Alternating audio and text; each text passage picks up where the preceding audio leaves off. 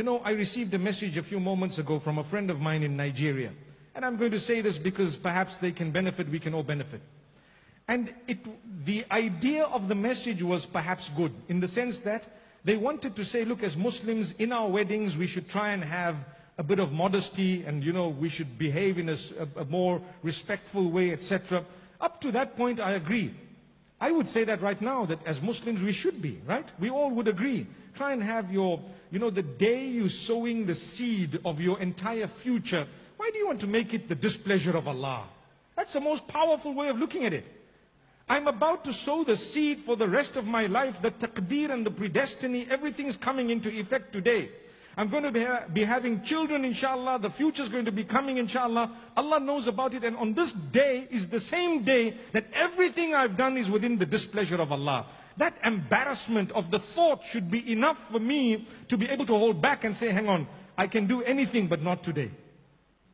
Even if I'm a weak Muslim. Did you get my point? I might be weak. I'll do anything, not today.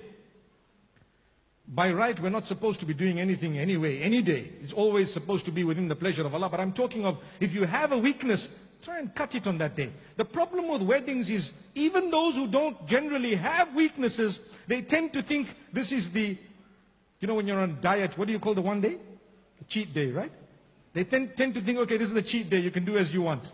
That's wrong. So we sowed the wrong seed. So I received the message, it was okay.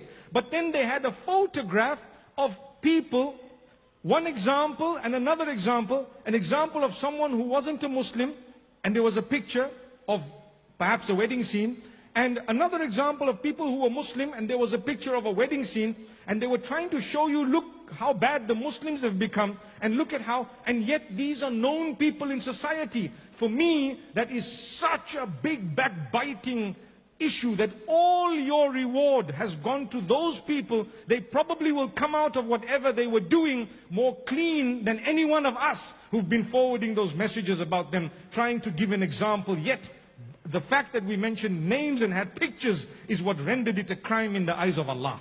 It became backbiting, belittling someone. For what? Probably the people who are forwarding messages might have in their private lives greater sins than that. So if you want to correct someone, go back to Ma Balu Aqwam. Go back to the hadith of the Prophet ﷺ where he generalized it. He said, look, my brothers, my sisters, there are people, perhaps we need to do this. We need to make sure that we have a link with Allah. We need to make sure that we don't do the wrong thing, etc.